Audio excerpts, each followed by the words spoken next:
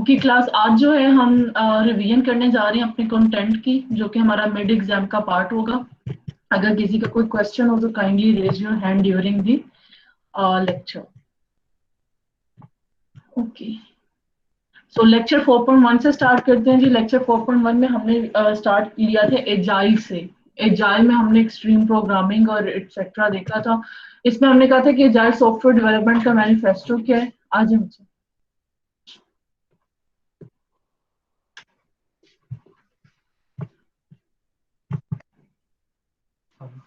वालेकुम अस्सलाम। The screen is still visible class? Yes, ma'am.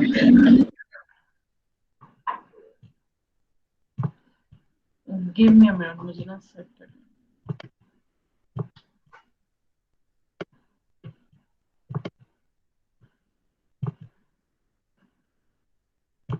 अच्छा जी, एजाइल मैनिफेस्टो से हमने स्टार्ट लिया तो हमने कहा था कि एजाइल मैनिफेस्टो स्टेट करता है कि आपने individual and interactions over processes and tools, working software over comprehensive documentation, customer collaboration over contract negotiation, responding to change over following a plan। हमने कहा था कि हम एजाइल में रहते हुए हम ऐसे वेज में सॉफ्टवेयर को डेवलप करने की कोशिश करते हैं कि जिसमें जो हमारी टीम है वो भी रिलैक्स्ड रहे और वो भी कंफर्टेबल हो, उसकी कम्युनिकेशन बहुत अच्छी हो। हमारा जो सॉफ्टवेयर एंड डेवलप्ड है वो चेंज मैनेजमेंट के साथ, रिस्क मैनेजमेंट और इन तमाम जो एस्पेक्ट्स हैं सॉफ्टवेयर डेवलपमेंट के, उनके साथ डेवलप किया जाए।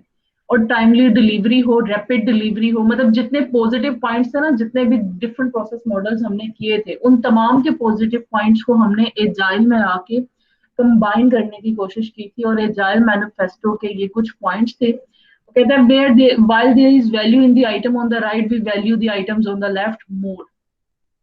मतलब जब तक आपका कस्टमर कोलैबोरेशन अच्छा चल रहा है तब तक आप कॉन्ट्रैक्ट निगोशिएशंस को वैल्यू कर सकते हो, एक्सेट्रा। जब तक आपके पास कॉम्प्रिहेंसिव डॉक्यूमेंटेशन मौजूद है तो it means you can have a working software. या एक वर्किंग सॉफ्टवेयर की जितनी ज्यादा वैल्यू, उतनी ही वैल्यू जो है वो उसकी कॉम्प्रिहेंसिव डॉक्यूमेंटेशन की होगी। डॉक्यूमेंटेशन पे एजाइल बहुत ज्यादा फोकस करता है। उसकी मेन रीजन ये भी है कि अगर आपके पास एक वेल फॉर्मेटेड डॉक्यूमेंट किसी भी सॉफ्टवेयर सिस्टम का या किसी भी प्रोडक्ट का मौजूद है तो आप किसी भी गिवन टाइम पे उस प्रोडक्ट की वर्किंग को अंडरस्टैंड कर सकते हो, उसकी डेवलपमेंट को अंडरस्टैंड कर सकते हो। यू कैन अंडरस्टैंड कि डेवलपर ने किस माइंडसेट के साथ या टीम ने किस माइंडसेट के साथ उसको डिजाइन किया हुआ है। अच्छा, उसके बाद हमने डिफरेंट एजिलिटी क्या है जी, rapid and adaptive response to change है। बिकॉज एजाइल जो था ये चेंज मैनेजमेंट को प्रमोट करता है। इसमें कोई भी चेंज आता है तो ये उसको हैंडल करने की सलाहियत रखता है। इसमें कम्युनिकेशन बहुत अच्छी थी। कस्टमर जो थे वो टीम का मेंबर थे। कस्टमर से आपकी रैपिड इंटरेक्शंस थी, आप फीडबैक ले रहे थे, आप टीम को इस तरह से ऑर्गेनाइज कर रहे थे ताकि आप कंट्रोल कर सकें कि कौन सा वर्क परफॉर्म हुआ है। आप एक प्रोग्रेस जो है उसका एक स्केड्यूल मेंटेन कर सकें और उसको ट्रैक कर सकें। ये सारा कुछ हमने एजाइल में देखा था। फिर ये कॉस्ट ऑफ चेंज थी कि अगर आपका जो चेंज है वो लेटर इन द डेवलपमेंट आता है, cost of change using conventional software process, तो आपके पास उसकी कॉस्ट बहुत ज्यादा हाई है। लेकिन अगर आपके पास एजाइल में चेंज आता है तो आप देखते हैं कि उसकी कॉस्ट कंपेयर नॉट आइडियलाइज्ड नहीं है, but as compare to the traditional और कन्वेंशनल उसकी कॉस्ट जो है वो रिड्यूस हो गई है। इसकी सबसे मेजर रीजन यही है कि आपकी जो टीम है उसकी कम्युनिकेशन बहुत अच्छी होती है, उसका कोलैबोरेशन बहुत अच्छा होता है, आपको फीडबैक टाइम से मिल रहा होता है। बहुत से चेंजेस या बहुत से बग्स या बहुत से ऐसे रिस्पॉन्सेज जो कि आपको कन्वेंशनल में लेटर स्टेजेस पे पता चलते हैं, सिस्टम डेवलपमेंट होने के बाद पता चल रहे होते हैं, वो आपको एजाइल में बहुत पहले पता चल जाते हैं। हम देखें ना तो एजाइल में जो कॉस्ट ऑफ चेंज है वो स्टार्ट से स्टार्ट हो जाती है, जबकि कन्वेंशनल में बिल्कुल बिगिनिंग पे कोई कॉस्ट ऑफ चेंज नहीं आ रही, बट रैपिड से एक ही दम से उसमें चेंजिंग्स आना शुरू हो जाते हैं और फिर वो रेज उसकी जो कर्व है वो ऊपर की तरफ जाना शुरू कर देती है। जबकि जाइल में ऐसा नहीं होता है। जाइल में जो स्टार्ट से ही आप देखेंगे तो कर्व बनना शुरू हो जाती है और फिर लेटर ऑन वो डिक्रीज होना शुरू हो जाती है। अब देखिए ना, यहाँ तक जा रही है लेकिन कन्वेंशनल से बहुत ज्यादा ह्यूज डिफरेंस है। Of course once again idealised curve हमें जाइल भी नहीं दे रहा, बट बहुत comparatively as compare to the conventional better curve देता है, बेटर कॉस्ट ऑफ चेंज देता है।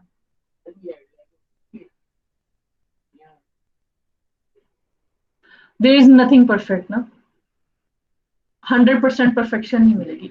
हाँ, हम शायद इस आइडियलाइज कर्व के करीब तर चले जाएं मजीद मजीद, बट नथिंग इज 100% परफेक्ट। तो एजाइल प्रोसेस है जी, जिसमें हम कहते हैं कि जी ये ड्रिवन बाय कस्टमर्स होता है। आप कस्टमर के रिस्पॉन्सेज, उसके फीडबैक्स, उसके सिनेरियोज, उसकी रिक्वायरमेंट्स पे चलते हो। आप इसको जो प्लान करते हो वो शॉर्ट लिव्ड होते हैं, मतलब आप छोट इसको मॉड्यूल्स में डिवाइड कर रहे होते हो, शॉर्ट मॉड्यूल्स में, या जिनको हमने लास्ट टाइम स्क्रम्स कहा था कि मीटिंग्स हो रही होती हैं आफ्टर 1 वीक और सो। फिर कंस्ट्रक्शन एक्टिविटीज हैं, सॉफ्टवेयर इंक्रीमेंट्स हैं, adapt to cut change as change occurs. ये सारे के सारे एजाइल के क्या थी प्रोसेस की, आप इसको कह सकते हो, इसके एडवांटेजेस कह सकते हो, इसकी प्रॉपर्टीज कह सकते हो। अच्छा, दो तरह की हमने देखी थी, एक प्लान ड्रिवन था और एक एजाइल डेवलपमेंट थी। प्लान ड्रिवन डेवलपमेंट में हमने कहा था कि हम करते हैं based around separate development stages with the outputs to be produce at each of these stages are plan. मतलब हम आइट्रेशंस प्लान कर लेते हैं, एक आइट्रेशन की आउटपुट प्रोड्यूस होती है और फिर अगली आइट्रेशन चलती है, उसकी आउटपुट प्रोड्यूस होती है, then next and then next and then next. तो ये हमारा प्लान ड्रिवन होता है, जिसमें एक्टिविटीज जो है वो एक सीक्वेंस में चल रही होती है। जबकि जाइल डेवलपमेंट में हमने कहा था कि हम इंटरलीव्ड प्रोसेसेस यूज करते हैं। By interleaved you can say concurrent या पैरेललिज्म हम यूज कर रहे होते हैं। उसमें ये तीन एक्टिविटीज हैं, ये तीन एक्टिविटीज ऐसी थी जो कि एक दूसरे से इंडिपेंडेंट थी और ये एक तीनों एक ही टाइम पे पैरेलली चल रही हैं। ये तीनों आउटपुट प्रोड्यूस करती हैं और फिर हमारे पास कोई एक प्रोडक्ट आता है या कोई एक आउटपुट आती है या कोई नेक्स्ट एक्टिविटी स्टार्ट करने के लिए हमारे पास इनपुट आती है। तो एजाइल जो है वो ऐसी बहुत सी एक्टिविटीज जो कि कंकरेंट टाइम पे चल सकती हैं, ये उनको प्रमोट कर रहा होता है। तो अगर आपसे कोई पूछे कि भाई प्लान ड्रिवन डेवलपमेंट और एजाइल ड्रिवन डेवलपमेंट में डिफरेंस क्या है, तो दिस इज द डिफरेंस। और अगर आपसे पूछा जाए कि which one is the better to use, तो फिर आप देखोगे कि आपको जो प्रोजेक्ट बताया गया है या आपको जो केस स्टडी बताई गई है वो किस तरह की है। क्या उसमें ऐसे मॉड्यूल्स हैं कि जो पैरेलल में चल सकते हो, क्या उसमें ऐसी चीजें हैं जो, फॉर एग्जांपल आपकी देखिए ना, एक मॉड्यूल को आप डिजाइन कर रहे हो और एक मॉड्यूल को आप इम्प्लीमेंट कर सकते हो ना, अगर उसका डिजाइन कंप्लीट हुआ हुआ। एक की आप डॉक्यूमेंटेशन कर रहे हो तो दूसरे को आप डिजाइनिंग में लेके जा सकते हो। तो यू विल सी कि क्या इस तरह का प्रोडक्ट है हमारा, या फॉर एग्जांपल अगर आपका एक प्रोडक्ट है जो कि मिलिट्री ओरिएंटेड एक प्रोडक्ट है और वो बहुत ज्यादा उसमें रिस्क इन्वॉल्व है, कि आप उसमें बिल्कुल भी जो है वो किसी भी तरह की एक पॉइंट्स में भी गलती जो है वो आप फेस उसको बेयर नहीं कर सकता आपका सिस्टम, तो मे भी आप एजाइल नहीं लगाओगे, आप प्लान ड्रिवन पे चले जाओगे। आप कहोगे पहले ये एक्टिविटी होगी, मैं इसकी आउटपुट वेरीफाई करूंगा, इसकी आउटपुट वेरीफाई होगी तो फिर मैं सेकेंड वन, फिर थर्ड, फिर फोर्थ एंड सो ऑन। तो वंस अगेन आप जो भी आंसर करोगे, आपने आंसर रीजन के साथ करना, आपकी रीजन मैटर करेगी, आपकी जस्टिफिकेशन मैटर करती है। इन सॉफ्टवेयर इंजीनियरिंग जब जब आपको कोई सा भी प्रोजेक्ट देख के या कोई केस स्टडी देख के इन दोनों में पूछा जाए, तो आपने जो रीजनिंग देनी है वो रीजनिंग डिफाइन करेगी कि आपके मार्क्स क्या होंगे, वो रीजनिंग डिफाइन करेगी कि आपका आंसर राइट है या रॉन्ग है। क्लियर? Any questions class?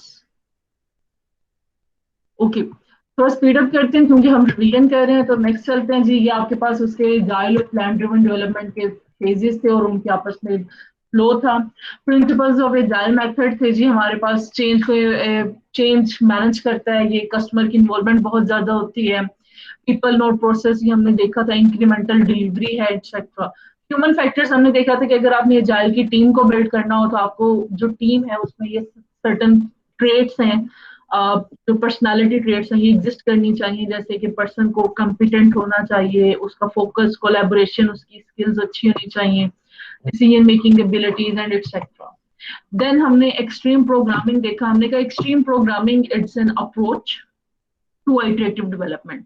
इसमें होता क्या है, हम एक ही दिन में बहुत सारे एक वेरिएंट्स डिजाइन कर रहे होते हैं। इसमें होता है कि आपने छोटी सी भी अपडेट की तो आप उसको भी एक वेरिएंट का नाम दे देते हो, और फिर आप डिलीवर कर रहे होते हो इंक्रीमेंट्स को एवरी 2 वीक्स और एवरी 1 वीक और एवरी 3 वीक्स, जितना भी आपने अपना टाइम स्पैन डिफाइन किया होता है, आप उतने टाइम स्पैन में जो अपने इंक्रीमेंट्स को डिलीवर कर रहे होते हो। All tests must be run for every build and the build is only accepted if tests run successfully. इसमें होता है कि एक्सट्रीम प्रोग्रामिंग में आपने एक फीचर इंप्लीमेंट किया, आपने फौरन से उस फीचर को टेस्ट किया, अगर वो टेस्ट सक्सेसफुल है तो it means this is done, और अब आप इसको डिप्लॉय कर सकते हो। इसी तरह से बट आप इसमें डेली बेसिस पे मिनी वेरिएंट्स जनरेट कर रहे होते हो, वो वेरिएंट्स बहुत छोटे छोटे फीचर्स पे भी बेस्ड हो सकते हैं, वो छोटे छोटे बग्स की रिमूवल्स भी हो सकती हैं, एनीथिंग एट ऑल, बट इसमें आप रैपिड डिलीवरी दे रहे होते हो। एक्सपी की प्रैक्टिसेस क्या होती हैं, पहले हम यूजर स्टोरीज बनाते हो, यूजर स्टोरीज में कि भाई किस किसने किस किस तरह से चलेगा एंड एवरीथिंग, रिफैक्टरिंग उनको करोगे, टेस्ट फर्स्ट डेवलपमेंट हो सकती है, पेयर प्रोग्रामिंग हो सकती है। पेयर प्रोग्रामिंग में मैंने आपको बताया था कि 2 पर्सन इकट्ठे बैठ के जिनमें से एक कोड कर रहा होता है और दूसरा ऑब्जर्व कर रहा होता है।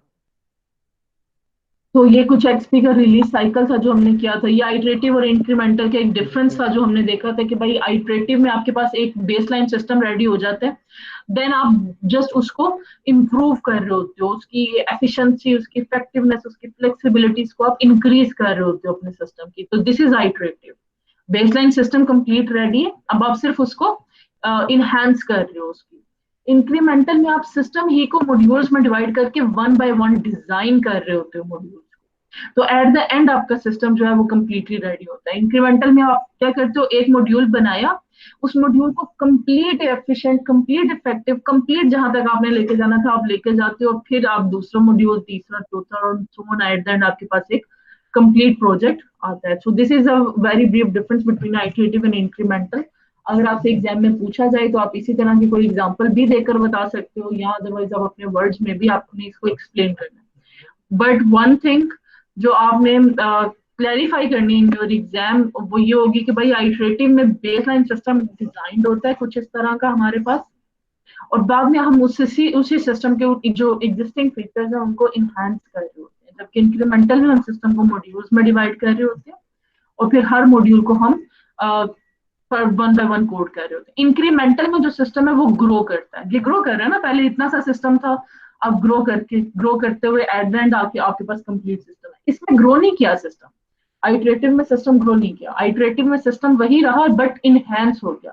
सिस्टम की इनहेंसमेंट, सिस्टम की वर्किंग ग्रो की है, but note the system features और एनीथिंग।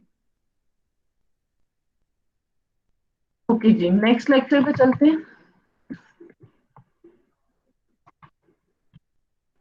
आई गेस मुझे दोबारा शेयर करना होगी।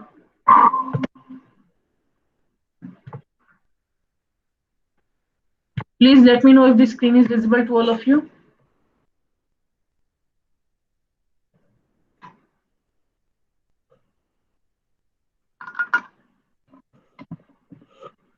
The screen is visible for all of you.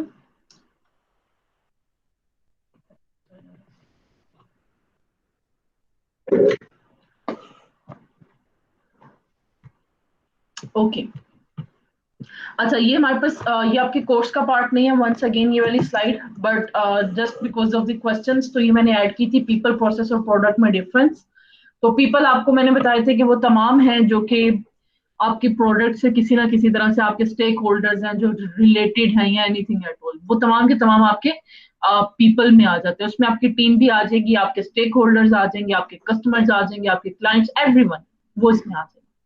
Process में आप कौन सा वाला प्रोसेस यूज कर रहे हो अपने इस प्रोडक्ट की डेवलपमेंट के लिए?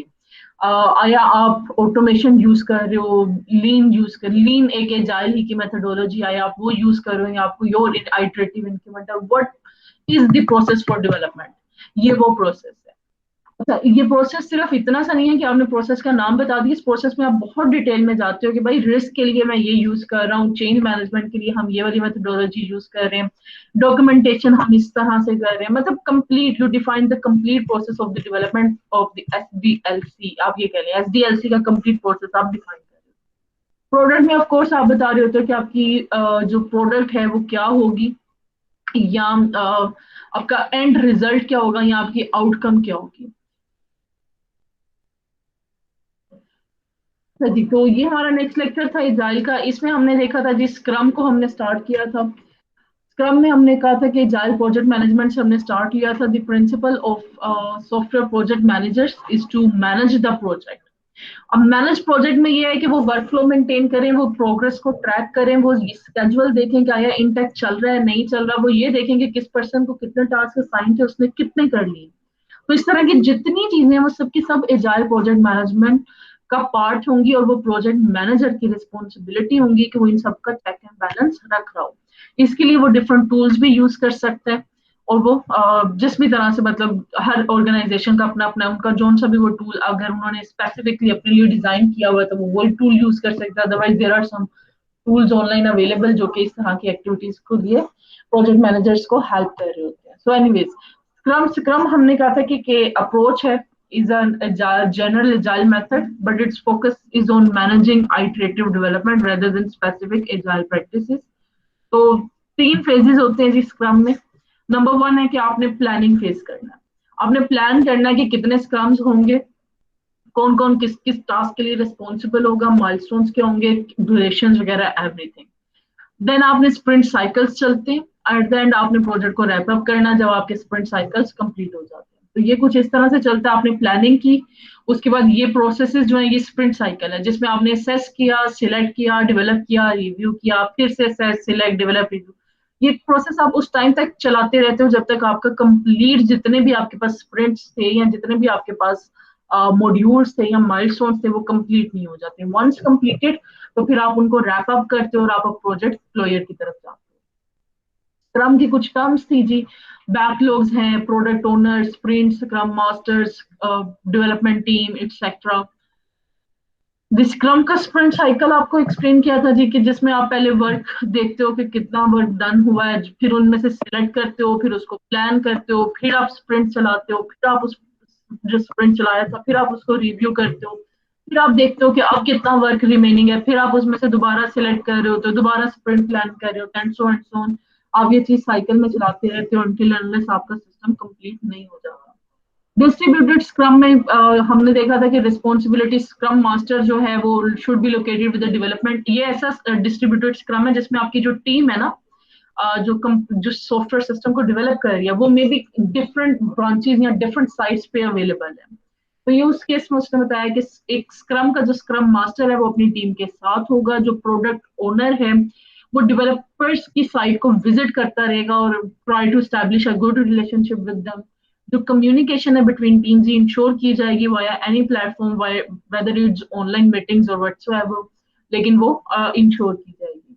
जो इंटीग्रेशन है of all team members can be aware of the state, मतलब हर टाइम पे जितनी भी साइट्स हैं आपकी, जहां जहां पे भी आपकी टीम मौजूद है वो एक ही स्टेट पे होंगी. उनको पता होगा कि प्रोडक्ट की इंटीग्रेशन कहाँ तक है, कौन से फीचर्स डेवलप हो चुके हैं, कौन से पेंडिंग है, किन पे काम चल रहा है, कौन से बग्स हैं, एक्सेट्रा. मतलब कंप्लीट प्रोग्रेस जो है वो आपकी कंप्लीट टीम के साथ शेयर होगी.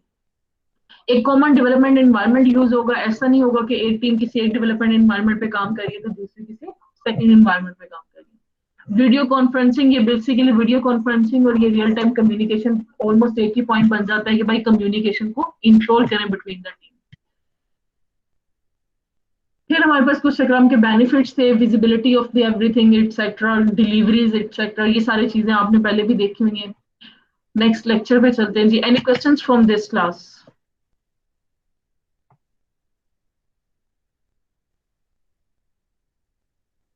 Any questions, class?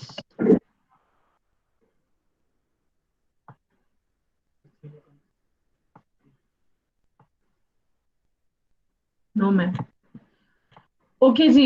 नेक्स्ट हम जो वीक 5 था उसमें हमने रिक्वायरमेंट इंजीनियरिंग को स्टार्ट किया था. इन रिक्वायरमेंट इंजीनियरिंग हमने कहा कि जितना भी हमारा पूरा फेज है, एक कस्टमर से या एक क्लाइंट से एक सॉफ्टवेयर सिस्टम जो हम डेवलप करने जा रहे हैं उसकी रिक्वायरमेंट्स को एक्सट्रैक्ट करना, उन रिक्वायरमेंट्स को मैनेज करना, उनको प्रियोरिटाइज करना, उनमें से सिलेक्ट करना, उनमें से जो है उनको वेरीफाई करना, उनको वैलिडेट करना, ये जितना प्रोसेस है, everything that includes the requirements is the part of the requirements engineering process.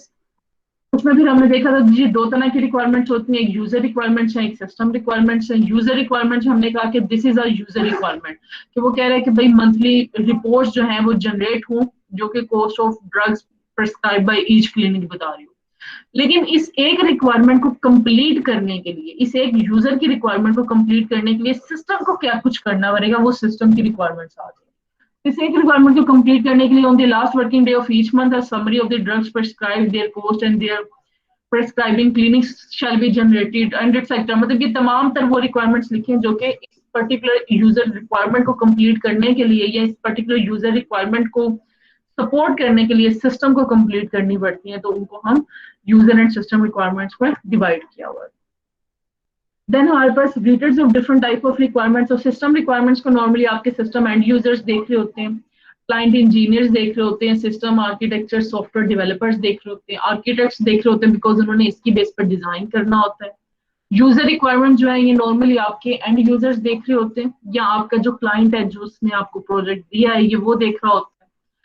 Client managers, अच्छा एक डेवलपर्स का यूजर रिक्वायरमेंट से ताल्लुक नहीं है, क्योंकि डेवलपर ने तो कोड करनी है सिस्टम रिक्वायरमेंट, वो सिस्टम रिक्वायरमेंट को कोड करेगा, उसको इंप्लीमेंट करेगा, उसको डिजाइन करेगा, यूजर रिक्वायरमेंट अपने आप फुलफिल हो जाएगी। बट अगेन आर्किटेक्टर जो है जिसने डिजाइन करना है या जिसने आर्किटेक्चर डिजाइन करना है आपके सिस्टम का, वो इन दोनों रिक्वायरमेंट से फेमिलियराइज होता है। उसकी रीजन ये है कि उसको यूजर रिक्वायरमेंट पता होगी कि एंडिंग रिक्वायरमेंट ये है जिसको मुझे फुलफिल करना है, तो वो इन सिस्टम रिक्वायरमेंट्स को उसके अकॉर्डिंगली जो है वो डिजाइन कर रहा होगा। फिर हमारे पास कुछ फंक्शनल नॉन फंक्शनल रिक्वायरमेंट्स थी, तो हमने कहा था फंक्शनल रिक्वायरमेंट्स आर दोस्त के जिसमें हम कोई सा फीचर बता रहे हैं एक सिस्टम का, इस सिस्टम में ये होगा और ये नहीं होगा, this is a functional requirement. Non functional requirement में हमने कहा था कि ये कॉन्स्ट्रेंट्स हो सकते हैं सिस्टम के फीचर्स पे, या सिस्टम की जो सर्विसेज हैं या जो फंक्शंस हैं ये जो सिस्टम ऑफर कर रहा है, ये उन पे कुछ कॉन्स्ट्रेंट्स हैं। अब ये कॉन्स्ट्रेंट्स जो है ये टाइम के हो सकते हैं, ये स्पेस के हो सकते हैं, ये डेवलपमेंट प्रोसेस के हो सकते हैं, ये प्लेटफॉर्म्स के हो सकते हैं, ये डिफरेंट स्टैंडर्ड्स के हो सकते हैं, ये डिफरेंट टेस्टिंग टेक्निक्स के भी हो सकते हैं। तो they could be of any type, but जितने भी आपके पास कॉन्स्ट्रेंट्स आएंगे वो आपकी नॉन फंक्शनल रिक्वायरमेंट्स में आएंगे। फंक्शनल रिक्वायरमेंट्स की एग्जांपल है जी आपके पास यहाँ पे, ये कुछ नॉन फंक्शनल रिक्वायरमेंट्स की एग्जांपल्स थी। देन नॉन फंक्शनल की हमने क्लासिफिकेशन की थी कि जो ये कॉन्स्टेंट्स हैं ये प्रोडक्ट रेलेवेंट कॉन्स्टेंट्स हो सकते हैं, मतलब प्रोडक्ट की स्पीड इतनी होगी, एफिशिएंसी ये होगी, इफेक्टिवनेस इतनी होगी, रिलायबिलिटी ये होगी, अवेलेबिलिटी इतनी होगी, ये सब के सब प्रोडक्ट से रिलेटेड है ना। आप अपने प्रोडक्ट की बात कर रहे हो कि मेरी प्रोडक्ट रिलायबल इतनी रिलायबल होगी, या इसकी अवेलेबिलिटी 24/7 होगी, ये आप अपनी प्रोडक्ट की बात कर रहे हो। तो जब जब आप प्रोडक्ट रेलेवेंट किसी भी कॉन्स्टेंट की बात करोगे तो वो प्रोडक्ट की रेलेवेंट रिक्वायरमेंट आ जाएगी। फिर कुछ कॉन्स्टेंट्स होते हैं ऑर्गेनाइजेशनल, फॉर एग्जांपल ये पर्टिकुलर ऑर्गेनाइजेशन है, ये एजाइल प्रोसेस फॉलो करती है, तो अब आप अगर आपने इसके साथ कोई सब डेवलपमेंट करनी है किसी पर्टिकुलर प्रोजेक्ट की, तो आपने एजाइल में करनी है। या ये पर्टिकुलर ऑर्गेनाइजेशन है, ये पर्टिकुलर टेस्टिंग स्टैंडर्ड यूज करते हैं, ये पर्टिकुलर जो है ये इम्प्लीमेंटेशन की रिक्वायरमेंट्स यूज करती हैं, ये पर्टिकुलर हार्डवेयर समथिंग, कोई भी इस तरह की रिक्वायरमेंट जो ऑर्गेनाइजेशन ओरिएंटेड है वो आपकी ऑर्गेनाइजेशनल रिक्वायरमेंट में आ जाएगी। देन कुछ रिक्वायरमेंट्स हैं जो आपकी लेजिस्लेटिव रिक्वायरमेंट्स होती हैं, जो आपकी गवर्नमेंट बेस्ड रिक्वायरमेंट्स होती हैं, फॉर एग्जाम्पल टैक्सेस वगैरह हैं, तो वो आपकी एक्सटर्नल रिक्वायरमेंट्स में आ जाएंगे। इसके बाद इनकी एग्जांपल्स थी जी। फिर नॉन फंक्शनल रिक्वायरमेंट्स में ये वही यूजेबिलिटी एक्सेट्रा, ये मैट्रिक्स बता दी थी नॉन फंक्शनल रिक्वायरमेंट की। अच्छा ये जो मैट्रिक्स है, speed, size, ease of use, reliability, robustness, portability, ये आपकी प्रोडक्ट की रिक्वायरमेंट्स की है, क्योंकि ये सारी की सारी चीजें आपकी प्रोडक्ट से एसोसिएटेड है। प्रोडक्ट की स्पीड क्या होगी, उसका साइज क्या होगा, उसकी ईज ऑफ यूज क्या होगी, उसकी रिलायबिलिटी क्या है, उसकी रोबस्टनेस क्या है, पोर्टेबिलिटी एक ऐसी चीज है जो जिस तरह से आपने डिफाइन की है, अगर आप इसको ऑर्गेनाइजेशन पर्सपेक्टिव से डिफाइन करते हो तो ये ऑर्गेनाइजेशनल रिक्वायरमेंट भी बनाई जा सकती है, और अगर आप इसको प्रोडक्ट पर्सपेक्टिव से डिफाइन करते हो तो ये प्रोडक्ट रिक्वायरमेंट में भी आ सकती है। मतलब हो सकता है ना कि एक ऑर्गेनाइजेशन है, उसकी रिक्वायरमेंट है कि भाई वी मेक पोर्टेबल प्रोडक्ट, तो फिर ये ऑर्गेनाइजेशनल रिक्वायरमेंट है। बट अगर आप कहते हो कि this particular product should be portable, तो फिर ये प्रोडक्ट रिक्वायरमेंट है। अच्छा, users of a requirement document, again ये आपको बता दिया था। फिर ये स्ट्रक्चर था जी हमारे पास कुछ जो आपके रिक्वायरमेंट्स डॉक्यूमेंट है जिसमें इंट्रोडक्शन ये सारा आपने देख लिया था। Let's move towards the lecture 6। Any question still here class?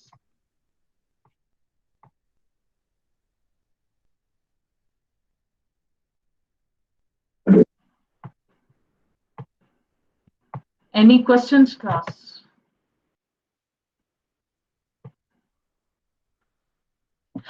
The screen is visible to all of you?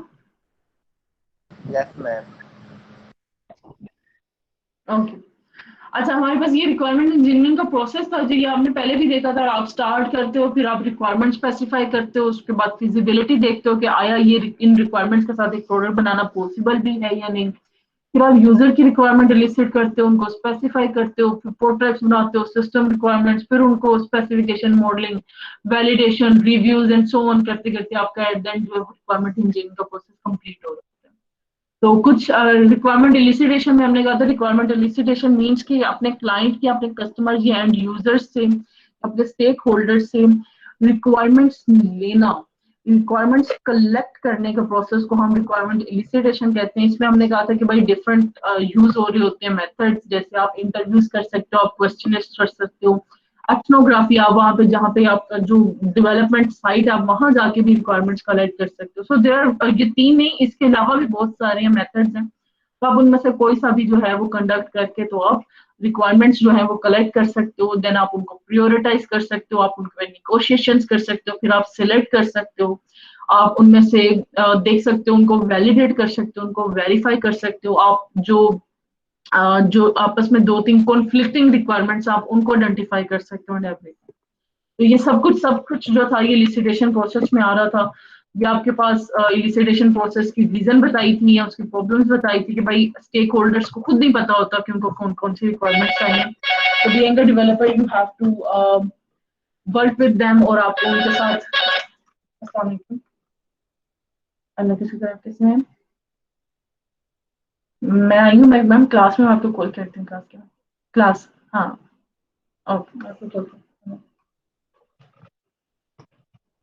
अच्छा, उसमें फिर हमारे पास स्टेक होल्डर्स आ जाते हैं जी, जिनको ये नहीं पता होता कि उनको एक्चुअली ऐसी कौन सी पर्टिकुलर रिक्वायरमेंट्स हैं जो उनको चाहिए, या उनको इस पर्टिकुलर प्रोडक्ट में होना क्या क्या चाहिए। उनको उनके पास एक वेग आइडिया जरूर होता है कि we need a product like this, but उनको authentic complete in depth requirements का नहीं पता होता। सो उनके लिए आप क्या करते हो, आप उनके साथ ब्रेनस्टॉर्मिंग सेशंस करते हो, you conduct interviews, you conduct questionnaires, you try to get to the point कि वेयर आपका जो स्टेक होल्डर है वो एक रिक्वायरमेंट को इन्वेस्ट कर रहा हो, ठीक है।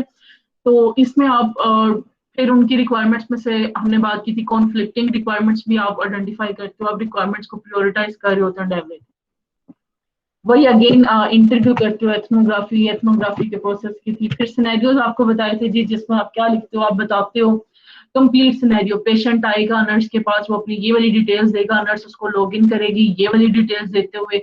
लॉगिन के बाद अगर ये वाला स्टेटस आता है तो पेशेंट लॉगिन हो चुका है, ये नहीं आता तो नहीं हुआ, अगर लॉगिन हो गया है तो पेशेंट नेक्स्ट वीक, मतलब एक कंप्लीट आपने सिनेरियो बताना है अपने सिस्टम के हर एक फीचर के लिए। फॉर एग्जांपल एक आप कहते हो कि इट्स MHC PMC का फॉर एग्जांपल एक मेडिकल हिस्ट्री का कलेक्शन का एक सिस्टम है, तो इसमें अब एक पेशेंट आप एक यूज केस आप बताते हो कि पेशेंट जो है वो अपनी मेडिकल हिस्ट्री रिकॉर्ड जो है वो एंटर कर सकता है। तो आपने इसको कंप्लीट बताना है कि वो कैसे कर सकता है, उसका प्रोसेस क्या होगा। तो वो वन बाय वन बिल्कुल इस तरह से, जिस तरह से ये आपके पास कंप्लीट एक डिटेल में लिखा हुआ है, आपने उस तरह से बताना है। इनिशियल अजम्पशन में आपने बताना है कि पेशेंट को पता होगा कि भाई this is my medical record, और जो भी है ये मुझे एंटर करवाना है, ये मेरा डेटा है। फिर आप उसमें बताते हो कि रोंग क्या हो सकता है, मतलब रोंग ये जा सकता है कि उस पेशेंट का कोई डेटा एग्जिस्ट ही नहीं करता, या वो पेशेंट हमारे सिस्टम में मौजूद ही नहीं है, दिस कैन गो रोंग। या बहुत से अदर सिनेरियोज हैं जो रोंग जा सकते हैं।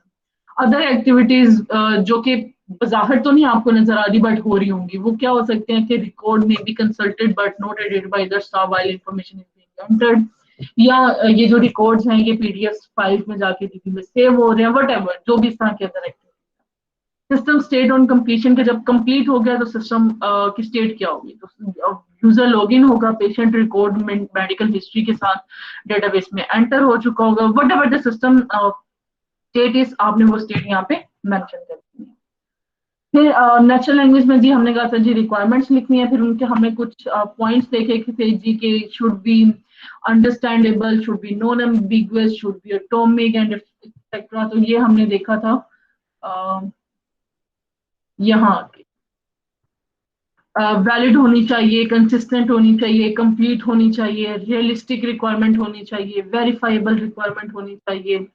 फिर उसकी हमने टेक्निक्स देखी थी जिसमें हमने कहा था कि आप रिव्यूज कर सकते हो, आप प्रोटोटाइप बना के फीडबैक्स ले सकते हो, आप टेस्ट केस जनरेशन कर सकते हो, मतलब आप टेस्ट केसेस बना के आप देख सकते हो कि वेदर ये रिक्वायरमेंट्स जो है ये हमारे पास ये टेस्टेबल हैं भी या नहीं है, या ये फिजिबल है या नहीं है, या ये वर्क करेंगे या नहीं। फिर आप रिक्वायरमेंट्स डॉक्यूमेंट बनाते हो एंड एक्सेट्रा, उसका अगेन डॉक्यूमेंट का वही structure. So let's move to the week 7. Any questions still here, class?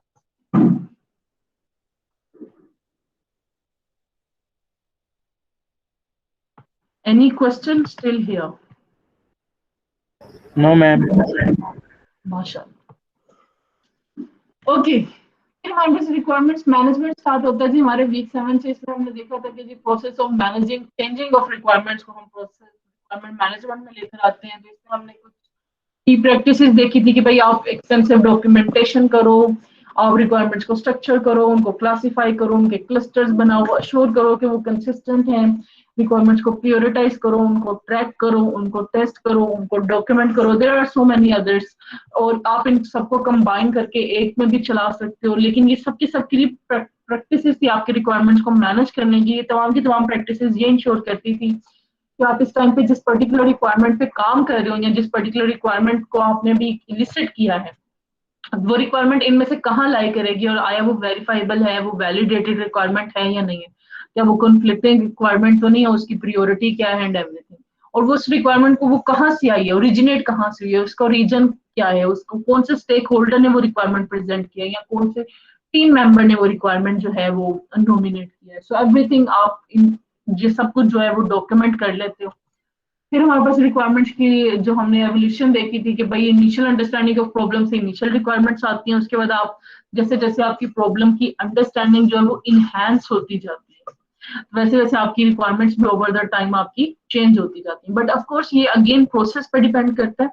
अगर आप वाटरफॉल मॉडल की बात करते हो तो आप ये वाला काम नहीं कर सकते, आपको यही पे complete understanding of the project develop करके आपको रिक्वायरमेंट्स बिल्ड करनी है। या अगर आप यहाँ पे भी जाते हो तो इट मींस आप अभी डिजाइन फेज पे नहीं गए। ये सारा का सारा प्रोसेस जो है ये आपने डिजाइन फेज से पहले कंप्लीट करना है। You have to get a complete understanding of the project before the design phase if you are following waterfall model. But of course, if you are following agile model, तो ये process जो है ये module bye module भी चलाया जा सकता है और इसको कंकरेंसी में भी लेकर आया जा सकता है।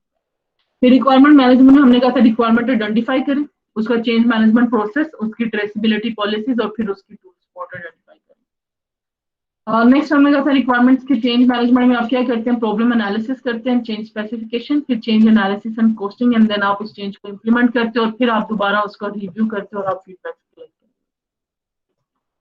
हो। यहाँ तक हमारी रिक्वायरमेंट इंजीनियरिंग कैंट हो गया था। नेक्स्ट हमने देखा था कि एक रिक्वायरमेंट को लिखना कैसे है। तो हमने ये देखा था कि भाई रिक्वायरमेंट को लिखे सिंपल डायरेक्ट सेंटेंसेस में कि जिनमें एम्बिग्यूटी कोई ना हो और वो इजीली अंडरस्टैंडेबल हो, उनमें किसी तरह की एम्बिग्यूटी नहीं होनी चाहिए। फॉर एग्जांपल एम्बिग्यूटी में जिस तरह से ये आपको एग्जांपल दी गई है, shall be able to generate a visible or audible, कौन सा वाला सिग्नल, अब यहाँ भी एम्बिग्यूटी है कि आया the client wants a visible signal और an audible signal. Visible signal जो है वो नॉन ऑडिबल भी हो सकता है, वो किसी एलईडी की ब्लिंकिंग भी हो सकती है, और ऑडिबल सिग्नल जो है वो नॉन विजिबल भी हो सकता है। So which one does the client want, और does the client want both. तो ये एक एम्बिग्यूटी है, आपकी रिक्वायरमेंट्स लिखते हुए तो आपने मेक श्योर करना है कि इस तरह की कोई भी एम्बिग्यूटीज ना हो। फिर विशफुल थिंकिंग नहीं करनी, मतलब 100% इज नथिंग ना, perfection does not exist in its purity, 100% perfection कुछ भी नहीं है। तो you have to clearly specify वो चीजें कि जो कि अचीवेबल हों, जो कि फिजिबल हों, जो कि बाद में टेस्टेबल हों, जो कि वेरीफाइबल हों, आपने वो चीजें बतानी है। सो 100% इज नथिंग, 100% कुछ नहीं है। हाँ, आप इसको कहते हैं 90%, 95%, तो उसको टेस्ट किया जा सकता है। उसके डिफरेंट स्टैंडर्ड्स हैं हमारे पास टेस्टिंग के, हम उनके अकॉर्डिंगली उनको टेस्ट करके उनको असाइन कर सकते थे कि ओके ये इस लेवल तक टेस्टेड है और ये इस लेवल तक टेस्टेड है, तो इट्सेट्रा।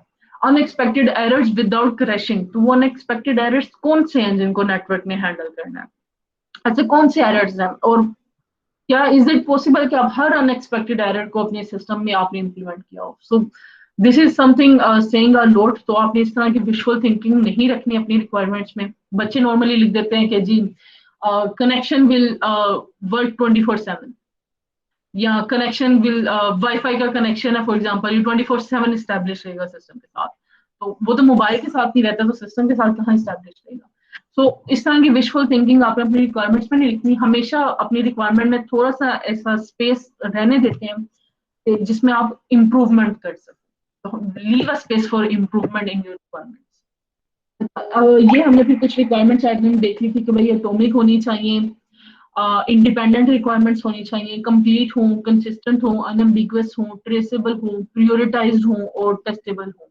ये कुछ प्रॉपर्टीज है। अगर आपसे कहा जाए कि भाई रिक्वायरमेंट की प्रॉपर्टीज लिखें तो these are the properties of the requirement. या अगर आपको एक रिक्वायरमेंट देके कहा जाए कि इस रिक्वायरमेंट को आप आइडेंटिफाई करें वेदर इट्स अ गुड और अ बैड रिक्वायरमेंट, तो आपने इन्हीं की बेस पे बताना है। आपने बताना है कि ये जो रिक्वायरमेंट लिखी हुई है ये एटॉमिक नहीं है, या ये जो रिक्वायरमेंट लिखी है इसमें ये वाली चीज अम्बिगुअस है, या ये जो रिक्वायरमेंट लिखी है ये कंप्लीट नहीं है because of this particular thing, या ये रिक्वायरमेंट जो है ये टेस्टेबल नहीं है, सो समथिंग वट। लेकिन आपको जब जब एक रिक्वायरमेंट दे के कहा जाए कि इस रिक्वायरमेंट को आप इवेलुएट करो, तो आपने इन की बेसिस पे इवेलुएट करनी है। आपने अपने ये सिर्फ इतना लिख देना इनफ नहीं होगा कि no this is a bad requirement, this is not enough. आपने बताना है कि आप उसको बैड रिक्वायरमेंट में क्यों इवेलुएट कर रहे हो, वो आपने इन की बेस पे बताना है। नेक्स्ट, हमने इनकी एग्जांपल्स देखी थी, आप देख लीजिएगा, इसमें कुछ गुड रिक्वायरमेंट्स थी, कुछ बैड रिक्वायरमेंट्स थी। नेक्स्ट वीक 8 पे चलते, any question still in class?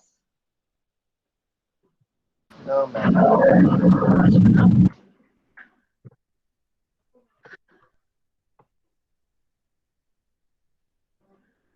अच्छा जी, वीक 8 से हमने स्टार्ट किया था design process. Is it slides are visible for all of you? Yes, ma'am.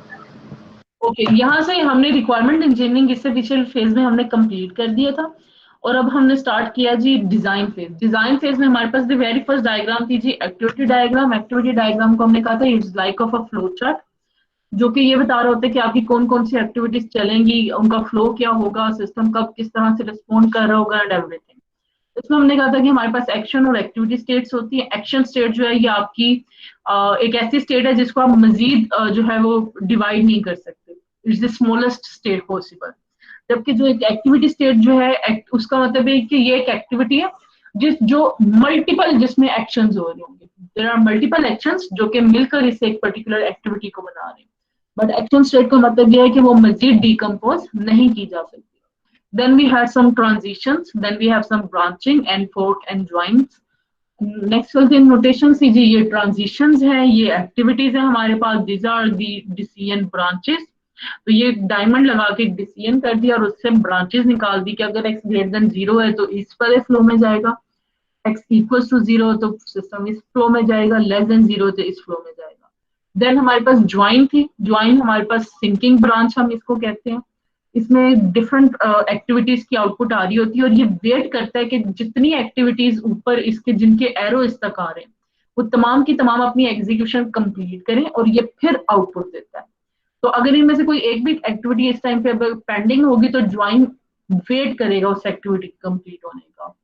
Splitting बार में कोई एक एक्टिविटी आ रही होती है और उसके रिस्पॉन्स में ये मल्टीपल एक्टिविटीज को पैरेलल में चला रहा होता है, मल्टीपल एक्टिविटीज को पैरेलल में चला रहा होता है। Then we have some start marker and a stop marker, या जिसको आप एंड मार्कर भी कह सकते हैं। Then we have some swim lanes, जिसमें हमने कहा था कि एक्टिविटीज जो कि आपके सर्टन यूजर एंड यूजर से रिलेटेड होती है, तो हम for the better understanding of the system हम स्विम लेन्स बना देते हैं। तो जितनी भी डेवलपर ओरिएंटेड एक्टिविटीज हैं वो यहाँ आएंगी, जितनी भी टेस्टर की हैं वो यहाँ आएंगी, मार्कर्स यहाँ आएंगी, एंड देन आप उनको आपस में जिस भी तरह से उनका जो भी फ्लो है, जहां पे भी उनका डायमंड लगना है और what ever force and joints and everything को आप यहाँ पे लगा सकते हो।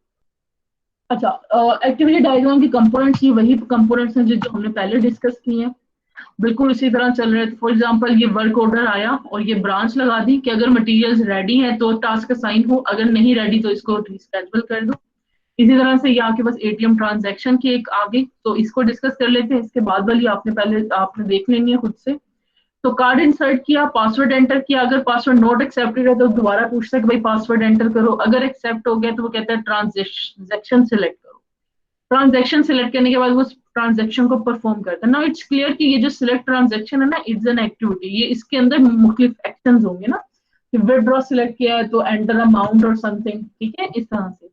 परफॉर्म ट्रांजैक्शन के बाद अगर उसने मजीद ट्रांजैक्शन करनी है तो मोर ट्रांजैक्शन, तो फिर वो दोबारा सिलेक्ट करे, अगर नहीं करनी तो वो टास्क टेक दी कार्ड और उसको वो एंड कर देगा। फोर्क की बात पहले भी हमने कर ली कि फोर्क जो है इसमें एक इनकमिंग ट्रांजिशन होती है, ये स्प्लिटर होता है बेसिकली। एक इनकमिंग ट्रांजिशन से ये मल्टीपल ट्रांजिशंस को ओरिजिनेट करवा रहे होते हैं। इसमें जो एक्टिविटीज है वो पैरेलल कंकरेंटली चल रही होती हैं। ज्वाइन जो है इसकी इनकमिंग मोर देन टू या मोर देन टू होती है, टू और मोर देन टू मतलब मल्टीपल होती है, और ये वेट कर रहा होता है तमाम एक्टिविटीज की कंप्लीशन का। Once every activity is completed, जो कि ज्वाइन तक आ रही है, फिर ज्वाइन उनकी आउटपुट्स को कंबाइन करके कोई एक नेक्स्ट एक्टिविटी को ओरिजिनेट कर रहा होता है। सो ये फोर्क एंड ज्वाइन है। फॉर एग्जांपल ये एक्टिविटी आई, फोर्क नोड लगी, उसने स्प्लिट कर दिया इसको दो एक्टिविटीज में। अब ये दो एक्टिविटीज जो है ये कंकरेंटली चल रही है। अच्छा, ये splitting I don't mean by splitting के ये वाली एक्टिविटी इन दो एक्टिविटीज में स्प्लिट हुई है, नहीं, ये एक्टिविटी अपनी कंप्लीट चल गई, यहाँ आई, फोर्क नोड लगा, फोर्क नोड में कोई सी दो एक्टिविटीज थी जो कि कंकरेंटली चलेगी। फॉर एग्जांपल विड्रॉ जब आप अमाउंट करवाते हो, तो फॉर एग्जांपल आपने एंटर अमाउंट किया, उसके बाद आपकी अमाउंट भी विड्रॉ हो रही होती है और आपके अकाउंट का बैलेंस भी अपडेट हो रहा है। ये दो एक्टिविटीज ऐसी हैं जो कंकरेंटली चल रही होती है। फिर आपका ये प्रोसेस एंड कब होता है? जब ये दोनों एक्टिविटीज अपना प्रोसेस कंप्लीट कर चुकी होती है। तो इसलिए हमने ज्वाइन लगाया कि जब तक अकाउंट अपडेट होता है और जैसे ही आपकी अमाउंट आती है, तो ये दोनों जब कंप्लीट होंगी, ओनली देन आप अपना कार्ड जो है वो टेक आउट कर सकते हो। So this is an example. तो ये एक उसने फोक एंड ज्वाइन ही का एक आपको फ्लो चार्ट सा बनाया है जिसमें कोई एक्टिविटी नहीं है, इट्स जस्ट आपको नेम बताया कि भाई this is basic flow, this is fork, this is join etcetera. ये फिर आपके पास एग्जांपल्स हैं जी, ये आपने एग्जांपल्स एक दफा खुद से गो थ्रू कर लेनी है सबकी सब। स्विम लेन्स में बिल्कुल उसी तरह कस्टमर की जो एक्टिविटीज है वो यहाँ आ रही है, सेलर की एक्टिविटीज यहाँ आ रही है। इसी तरह अगर कोई और भी मतलब आपके पास यूजर होता है तो उसकी भी आप एक नई स्विम लेन बनाकर उसकी एक्टिविटीज वहां मेंशन करना शुरू कर देंगे। तो ये अगेन कुछ एक्टिविटी डायग्राम नहीं, आपसे कहा गया है कि भाई एक्टिविटी डायग्राम बनाएं, student enrolment, meeting a new client and etcetera. Let's go to the week 9. Any questions in the activity diagram class? No, ma'am. No, ma'am.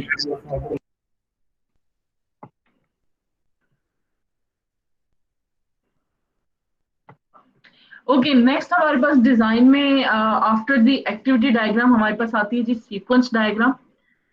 Sequence diagram में हमने कहा था कि हम इसमें टाइम पे ज्यादा फोकस्ड होते हैं कि कौन सा वाला जो फंक्शन है या कौन सा वाला जो एक पर्टिकुलर टास्क है वो किसके बाद कॉल होगा, इस तरह से उनकी कॉलिंग्स चलेंगी। तो हम इसमें ज्यादा इंटरेस्टेड होते हैं, हम टाइम ऑर्डरिंग में इंटरेस्टेड होते हैं। तो इसमें हमने कहा था कि भाई पार्टिसिपेंट होते हैं, मैसेज होते हैं, एक्सेस होते हैं हॉरिजॉन्टल एंड वर्टिकल। अब इसमें हमने कहा था कि जो ऑब्जेक्ट्स हैं उनको ये तीन मेथड्स आप डिफाइन कर सकते हो, मोस्टली यूज्ड ये वाला मेथड है। बता क्या रहा है कि स्मिथ एक object of the patient class, patient class का कोई एक ऑब्जेक्ट है जिसका हमें नेम नहीं पता, और स्मिथ एक ऑब्जेक्ट है of an unknown class. So we don't recommend this, ये वाली हम रिकमेंड नहीं करते। This one is actually recommended, but this one is mostly used. So it's up to you, आप इन दोनों में से कौन सी वाली यूज कर रहे हो, but don't use this one. This one produce ambiguity, ये अंडरस्टैंडेबल नहीं है। So anyways, तो फिर हमारे पास मैसेजेस फ्लोट हो रहे हैं जी, इस तरह से मैसेज होगा। तो let's go to the final sequence diagram और उसमें सब चीजों को एक दफा डिस्कस कर लेते हैं। फॉर एग्जाम्पल ये सीक्वेंस डायग्राम है, इसमें ये मैसेज पास हो रहा है जी पिक्सअप का, और ये रिटर्न आ रही है जी डायल टोन की। इसी तरह मैसेज आ रहा है डायल का, और यहाँ से मैसेज आ रहा है रिंग का, रिटर्न आ रही है पिक्सअप की, फिर रिटर्न आती है हेलो, और हेलो का कोई मैसेज ट्रैवल हो रहा है। इसी तरह से हमारे पास जो है जी ये एक दोबारा एक सीक्वेंस डायग्राम ही है जिसमें रीस्केड्यूल की एक मैसेज आता है, वो अवेलेबिलिटी चेक करता है, क्वालिफाइड इंस्ट्रक्टर्स गेट करता है, इंस्ट्रक्टर गेट करने के बाद रिटर्न करता है एंड अवेलेबिलिटीज एंड एटसेट्रा। फिर हमारे पास ये था कि अगर आपके पास सिंक्रोनस मैसेज है तो आप फील्ड एरो लगाओगे, अगर एसिंक्रोनस है तो आप इस तरह से हाफ एरो लगाओगे, रिटर्न इस तरह से आएगा, और अगर फ्लैट मैसेज है तो कंप्लीट नॉन फील्ड एरो आएगा। फ्लैट मैसेज का मतलब ये है कि ये सिंक्रोनस और एसिंक्रोनस किसी भी टाइप का हो सकता है, वी डोंट केयर, डेवलपर पे है कि वो इसको सिंक्रोनस बना ले या एसिंक्रोनस बना ले।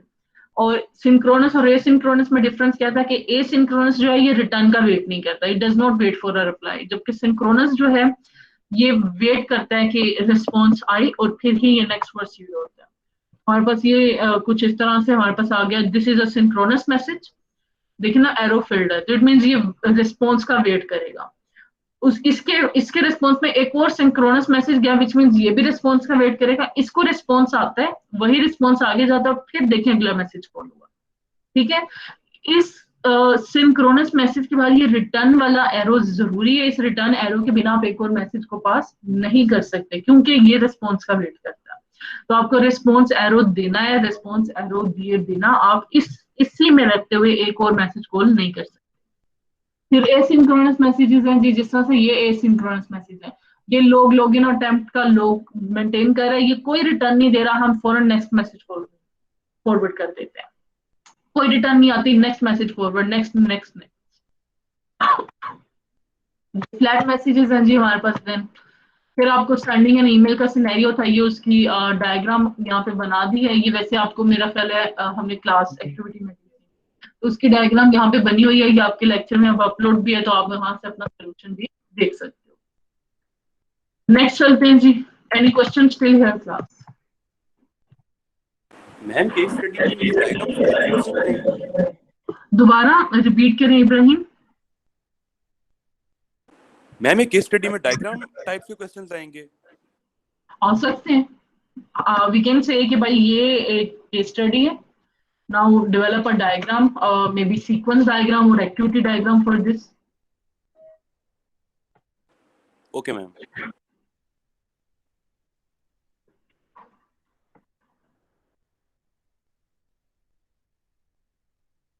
ओके जी। इसके बाद हम थे जी सिस्टम मॉडलिंग के बाद हम आगे थे अपनी सीक्वेंस डायग्राम्स के बाद। ये उसी को हमने इसमें एसएसडी और एसडी दोनों को देखा था इस लेक्चर में। ये हमारा लास्ट लेक्चर है। तो इसमें हमने देखा था कि भाई एक्टर ऐसे होता है, ऑब्जेक्ट ऐसे होता है, लाइफलाइन ऐसे होती है, फोकस ऑफ कंट्रोल ये होता है, मैसेज ये होता है, ऑब्जेक्ट डिस्ट्रक्शन इस तरह से होती है। हमने इसमें ए बी को एक मैसेज पास करा है क्रिएट का, मे बी कंस्ट्रक्टर कॉल कर रहा है और समथिंग। तो नॉर्मली होता ही है कि बच्चे नॉर्मली जो बनाते हैं वो इस तरह से बनाते हैं, बट प्रेफर्ड और रिकमेंडेड मेथड ये है कि जब आपका ए बी को ऑब्जेक्ट क्रिएट करने लगे तो उसी टाइम पे आपका बी ऑब्जेक्ट का ये क्रिएट होना चाहिए, उससे पहले क्रिएट नहीं होना चाहिए।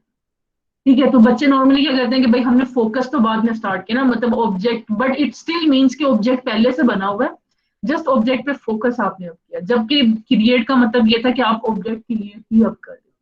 तो अगर आप इस टाइम पे ऑब्जेक्ट क्रिएट कर रहे हो तो you should have creation box right here.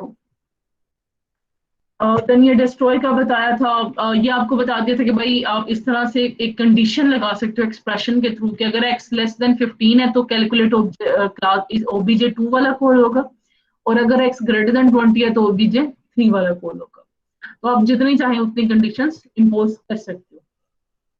ये कंकरेंट कॉल्स थी जी, एक ही पॉइंट पे कॉल हो रही हैं और दो डिफरेंट ऑब्जेक्ट्स को कॉल जा रही है, तो इट मींस कि ये पैरेलल में चल रही होगी। ये वाला कैलकुलेट और ये कैलकुलेट पैरेलल में चलेगा। अगर आपने इनको पैरेलल में नहीं चलाना तो फिर आप इनके जो ये पॉइंट ऑफ कॉल है इनको सेपरेट करोगे। ये वाला कैलकुलेट यहाँ से आके कहीं कॉल होगा, तो इसका मतलब ये होगा कि पहले ये वाला कैलकुलेट कॉल होगा, क्योंकि ये फील्ड एरो तक ये कुछ रिस्पॉन्स का वेट करेगा। इसका जब रिस्पॉन्स आएगा तो फिर ये वाला कैलकुलेट कॉल होगा, और फिर ये रिस्पॉन्स देगा तो फिर नेक्स्ट कॉल जाएगी आपकी। ऑफ कोर्स हमारे पास इफ और इफ एल्सेस और लूप्स थे, तो हमने ये बात की थी कि भाई इस तरह से आप एक बाउंड्री लगा देंगे बॉक्स जिसमें ओल्ट है, तो it means it's a condition of if and else. तो इफ लगा दिया कि वैल्यू ग्रेटर देन 10,000 है तो भाई डिस्पैच करना है, अगर नहीं है तो भाई डिस्पैच करना है वाया रेगुलर, और अगर 10,000 से ग्रेटर है तो वाया केयरफुल डिस्ट्रीब्यूटेड। ओल्ट लगाना है जब इफ एल्स होगा, और लूप लगाना है जब लूप होगा। तो ये लूप बताएगा कि, और यहाँ पे ये कंडीशन बतानी है कि कब तक ये लूप चलता रहेगा, तो वो कंडीशन यहाँ पे थी फॉर ईच लाइन आइटम। और अगर आपके पास सिर्फ एक सिंगल कंडीशन है, उसका कोई एल्स नहीं है, तो फिर सिंपल आपने ओपीटी लगाना है।